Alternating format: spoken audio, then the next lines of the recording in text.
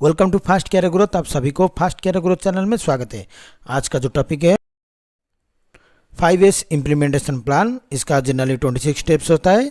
This is all about me. और जो content रहेगा इसमें रहेगा, हम देखेंगे 5S committee, road map, 26 steps to implement 5S communication board और benefits of 5S implementation. So let's begin. So 5S होता क्या है? ये होता है कि 5 एस के ऊपर बात करता है। वो होता है सीरी, सेटन, सेसो, सिकेस्तु एंड सीटसुके। और आज हम देखेंगे 5S कैसे हम इम्प्लीमेंट करेंगे अपना ऑर्गेनाइजेशन में और अपना वर्क एरिया में। तो 5S इम्प्लीमेंट करने के लिए आपको एक कमेटी का एक ज़रूरत पड़ता है, इसलिए आपको पहले कमेटी बनाना पड़ेगा। और ये जो कमेटी बनता है ये generally top down driven mechanism होता है। इसमें आपका टॉप मैनेजमेंट का इन्वॉल्वमेंट बड़ा ज़रूरी होता है। और ये स्टार्ट होता है टॉप मैनेजमेंट से। जैसे कि आपका टॉप मैनेजमेंट रहेगा, उसकी वो बनाएंगे फिर स्टीयरिंग कमेटी और process 5S facilitator, zone leader, सब जोन लीडर और जोन सब जोन मेंबर भी रहेंगे। और इसको आप ड्रिवन कहाँ से करोगे ना, कॉर्पोरेट कोऑर्डिनेटर और जो स्टीयरिंग कमेटी से जोन और सब जोन मेंबर है वो ये यूनिट लेवल कोऑर्डिनेटर के माध्यम से ये ड्राइव होता है। और 5S start with top management committee और continues with participation of all members of the organisation. तो ये होता है overall view of 5S committee के बारे में।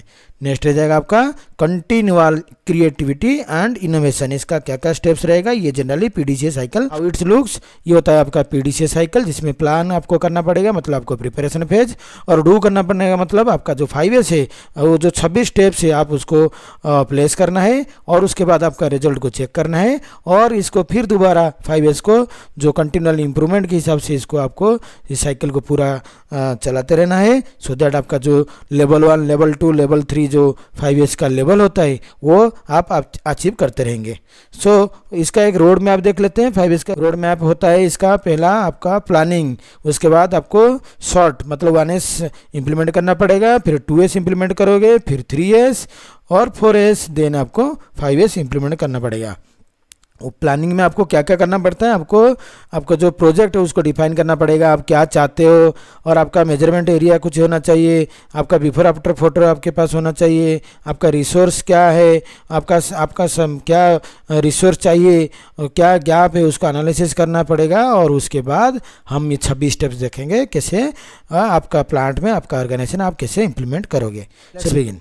Steps to implement 5S.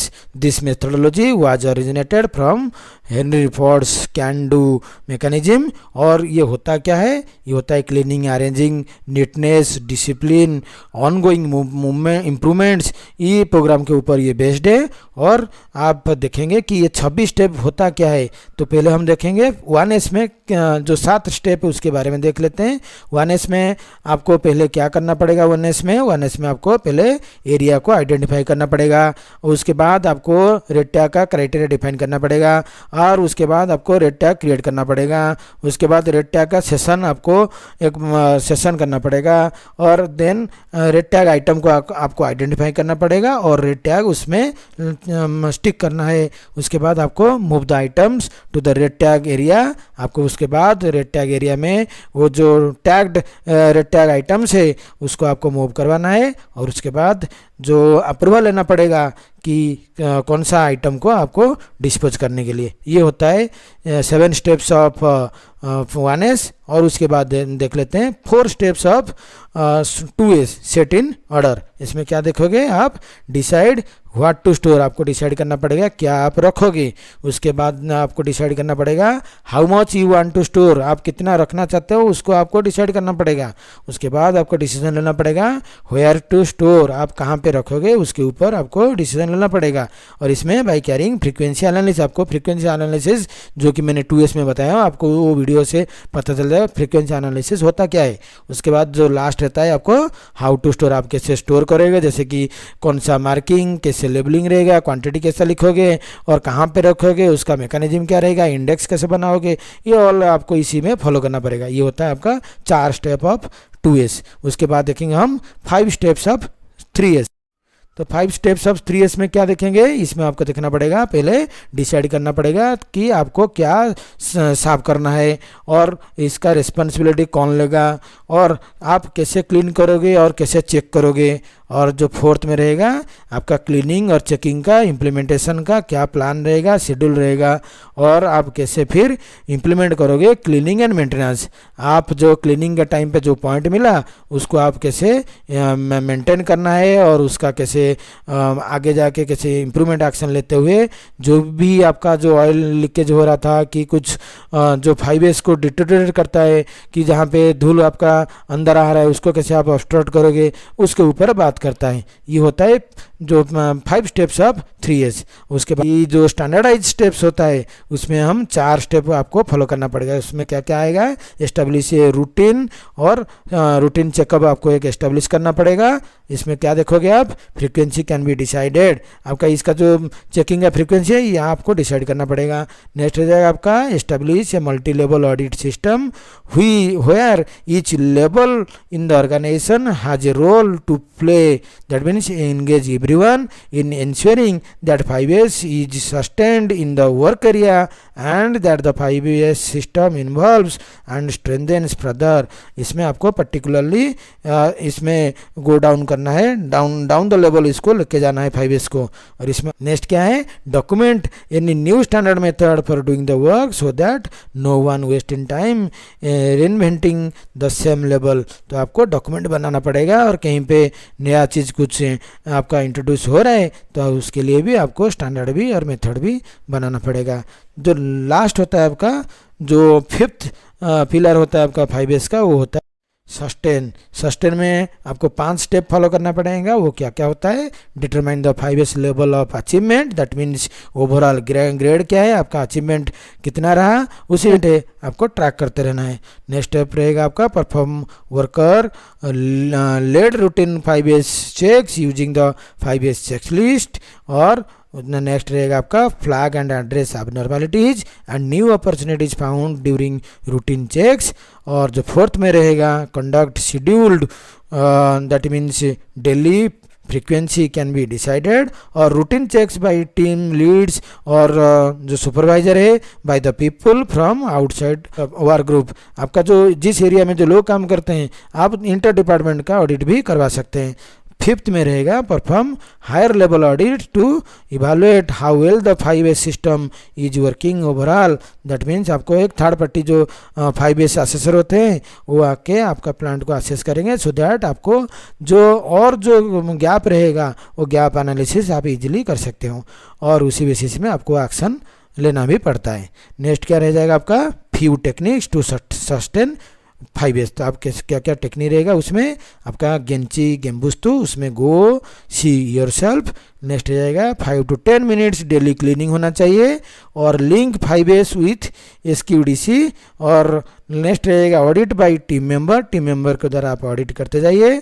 Visual display of 5S status और उसमें कुछ 5S का कंपटीशन भी आपको करना चाहिए और उसके साथ साथ आपको रिवार्ड और रिकॉग्नाइजेशन के ऊपर भी ध्यान देना जरूर होता है। जिस एरिया वो विन करता है उसको आप इंडिविजुअली हो आपका जो जोन वाइज हो आप उनको रिकॉग्नाइज करना जरूरी होता है सो दैट लोग मोटिवेटेड होंगे और वो उनके हैबिट में आ जाएगा 5S को मेंटेन करने के लिए। तो उसमें आपको कैसे इम्प्लीमेंट करना पड़ेगा, how to implement the 5S methodology. तो ये रहेगा कि जो 26 स्टेप को आप कैसे इम्प्लीमेंट करोगे। 5S methodology is typically implemented using 5 step process, that means establishing A 5S committee including employees that work in the associated area. जो भी एम्प्लॉय काम करें उन सभी को आप उनमें इंक्लूड करना है और ये एक टॉप डाउन अप्रोच होता है। Visiting all areas associated with manufacturing process under review, जो भी आपका मैन्युफैक्चरिंग प्रोसेस में आता है आप उसको अंडर कंसिडरेशन में लेना है, पूरा प्लांट को कंसिडरेशन में लेना है। और brain storming and planning on the ways to improve organisation to reduce waste, आपको ब्रेन स्टॉर्मिंग सेशन करना पड़ेगा। आपको जहाँ जहाँ पे इम्प्रूवमेंट चाहिए उसके लिए आपको एक्शन लेना पड़ेगा। और provide 5S training to create awareness, आपको 5S ट्रेनिंग देते रहना है।